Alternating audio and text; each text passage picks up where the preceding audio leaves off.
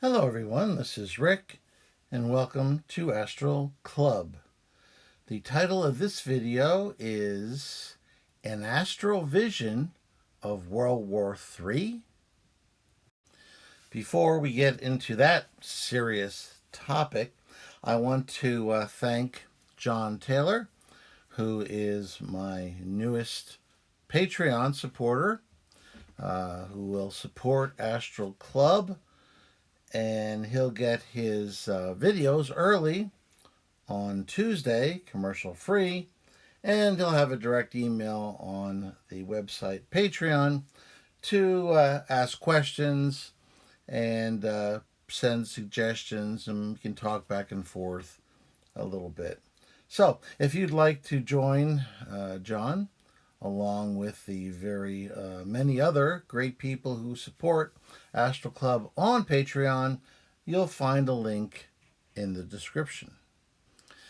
Now, anyone who's been following Astral Club for any length of time knows that not only do I like videos talking about astral projection, but I also like ones that have some spiritually uplifting theme to them. Recently, we went to hell together, otherwise known as the subastral. However, there we were able to rescue a soul who didn't deserve to be there. Her name was Mary, and we were able to take her out of that place and give her a second chance at a life on Earth. So even though there was negative aspects of these videos, there was a very positive one at the end. I also make videos that I know up front will cause some dissension. So many will like it, others may not like it as much, or they'll have criticisms. For instance, the video when I went to return to Amphibia with the mission to end sacrifice there, live sacrifice of amphibians. And I was able to go there, and without unduly interfering in their society, I was able to offer them the idea of a substitute sacrifice rather than an actual living one. Now, there was most people, I think, were behind that strategy, but there were some who criticized me on either end. Some people said, well, you should have just kept to the non-interference directive from Star Trek and just not gotten involved at all because it wasn't your business. On the other side, there was some that said, well, you should have just told them the whole truth, okay, that their gods are false, and that the reason the waters come down is because there's snowpack in those very far mountains, and when they melt in sufficient quantities, the water floods and comes down and has nothing to do with their rituals or anything else. So I know going in that just about any experience that I have, there's going to be folks on one end or another who will think I should have done it differently. And that's fine. You know, we live in the type of society where we have a lot of different minds. However, I consider every video that I put on this channel, I consider it carefully, because I realize that it might affect the lives potentially of thousands of people in any way from a minor way to perhaps a larger way. And I want to present videos that are uplifting. And the last thing I want to do in a stressful environment is to introduce more stress. Now, speaking of stress, my wife and I are in the process of moving. We have to move by the end of September. So there's a lot going on. At the same time, my job, I'm doing a lot of traveling for that. So this past week, I had absolutely no time and no astral projections. There's just been an awful lot going on in my mind. And so I actually considered, for the first time since I started this channel over 2 years ago, of just giving a miss, not having a video for this week. Instead, I went over and took a look at some of my older projections that I had never presented on this channel before for one reason or another. Now, there's this particular one that happened back in 2017, and this was a few years before I started Astral Club. It's a very intense experience, and it's one that I didn't go looking for. I was drawn to view this experience by some entity. I certainly was not looking for this experience.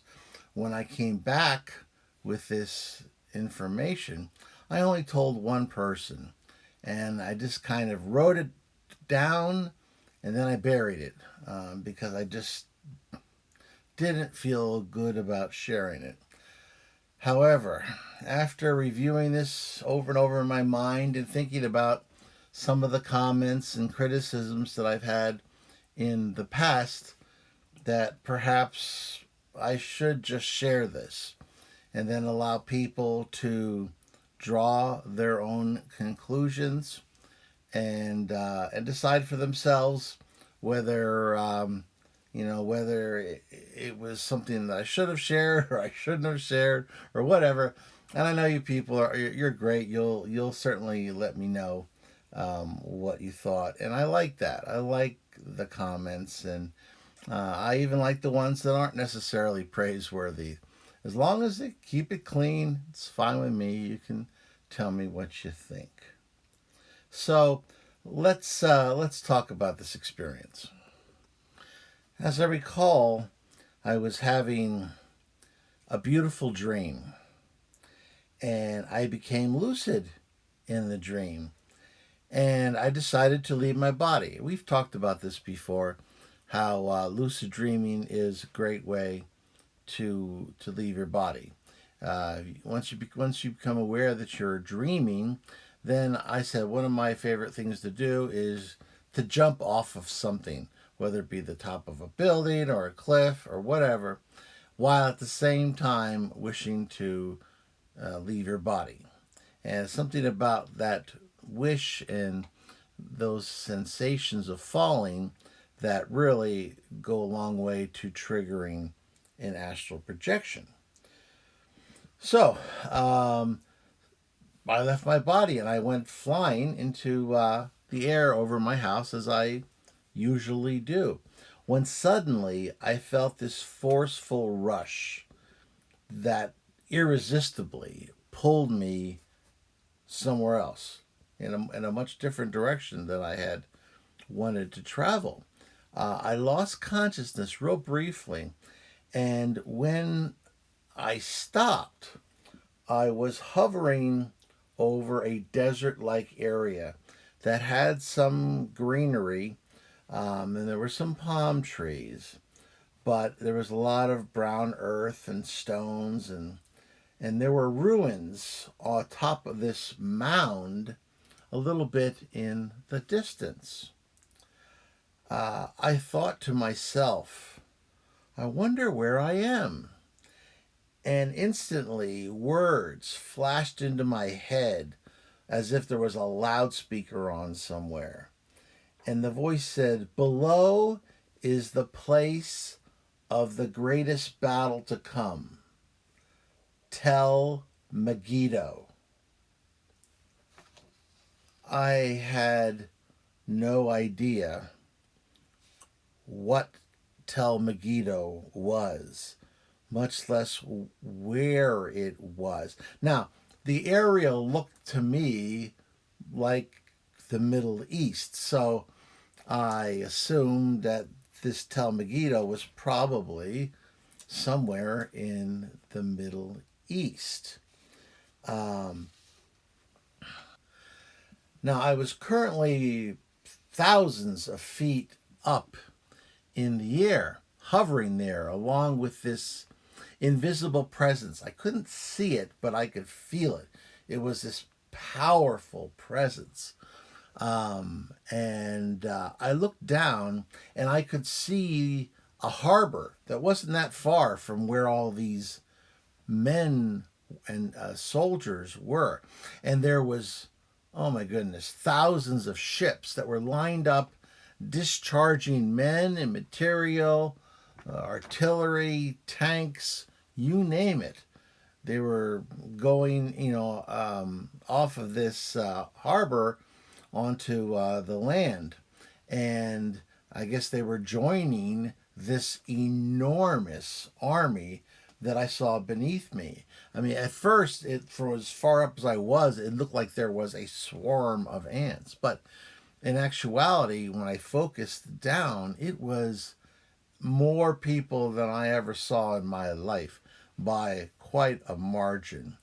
And in my head, once again, I heard that below there is 1,000,000 men, 1,000,000 soldiers. And I swooped down lower and till I was actually at treetop height. Now, this was the future. I don't know how far in the future. And keep in mind, whenever I mention future, I always say possible future because there's no such thing as a future that's engraved in stone. We as individuals, we as a people, we as a planet have control over what future we choose. What was being shown me was obviously some sort of a possible future. So, anyway, as I was down the treetop height, I could tell I wasn't seen, so that was good.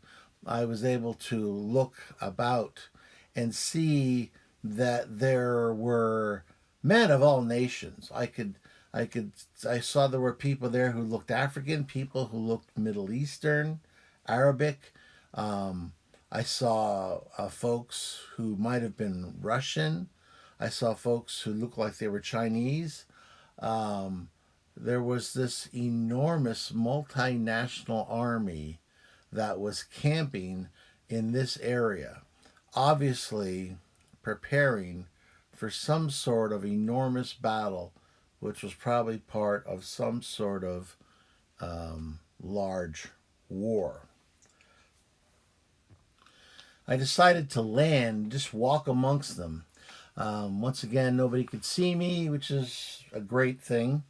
And I was able to walk about, and there was folks doing everything, eating, joking, drinking tea. Some were digging ditches. Others were getting orders, going through training exercises. I saw tanks being refueled, artillery pieces being placed into some sort of order of battle. It was just this the scene of immense preparation that was going on. To me, it looked like a massive amount of confusion, and there was certainly languages, dozens of them being spoken. Only by using my astral senses was I able to decode what some of them were saying, but it was all about the battle that was to come against the enemy. And I had a sense that the enemy involved the U.S., Britain, Israel. I'm not sure who else. I'm sure there was other allied powers. And they were extremely confident that they were going to win. Very confident they were going to win. Now, I was just shocked by all this. Yes, I'm a U.S. citizen, but I also consider myself as kind of a citizen of the world. I don't want to see our planet torn apart by yet another large war. It seems to me so ridiculous that we waste such large amounts of resources figuring out new and innovative ways to kill each other. Now, I believe that this was further in the future because some of the weapons I saw uh, looked more advanced. Even though I am a peaceful individual, I've always had a hobby of weapons. In that I understand the various weapons of various nations, and some of these weapons, some of the tanks, look like models that I'm not aware of. So I'm hoping that even though, of course, this is a possible future, that this is further in the future, if that possibility actually is chosen. Um, so as I was walking amongst these individuals and just kind of soaking in the whole atmosphere, and it wasn't the most pleasant atmosphere because when you have that many aggressive individuals together who are going through a wide variety of emotions. It's not just aggression, believe me. It's fear. Fear is a big one. it's You can't see it a lot of times if you're a human just wandering around, but when you're in the astral, you can feel the fear, and the fear was bigger than the aggression. But of course, no soldier wants to go out of their way to show that they're afraid. They try to hide it with their bravado, and their confidence, and what have you. Um, but like I said, I walked around further. I saw some flags that indicated that yes, there were various African nations there. There were various Arab flags, and I did see a Russian flag and a Chinese flag. So they were there and they were present. And then once again, that presence that was next to me said, "This battle is to come and will consume 1,000,000 men in fire." And as soon as that last word fire resounded in my head, I was yanked up far into the atmosphere again, hovering above thousands and thousands of feet up, where I could see and take in the whole scene, including the harbor and that battle area. And as I watched, multiple clouds, multiple explosions occurred of a nuclear nature. There was a blinding flashes of light around the harbor, around where all those men were. If I had been looking at those flashes with my physical eyes, I'm sure they would have burnt out. Luckily, my astral eyes don't have to worry about that. So then the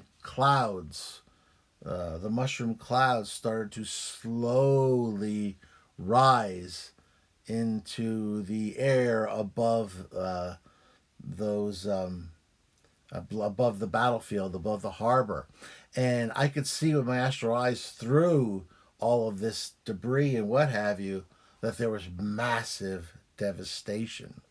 And I don't have to tell you what happened to all those men who were beneath, who I had just walked among, not more than a few minutes ago.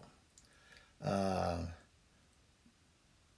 I was in shock because I could also, you remember that part of Star Wars where Obi-Wan Kenobi sensed that Alderaan had been destroyed, and he said that it was like a billion voices cried out and then they were suddenly silenced. That's what I felt in the astral. I mean, I heard 1,000,000 men cry out in pain and fear, and then that was it, silence. It was the most disturbing event of my life up until that point. So, after that, I returned to my body. The voice didn't say anything else to me. I hope you can understand why I didn't want to share this experience. I'm still torn. I know my wife, when I told her what I was going to do, she was uncertain that it was the wisest course of action. But I figured, well, let me share this. Let me emphasize it's a possible future.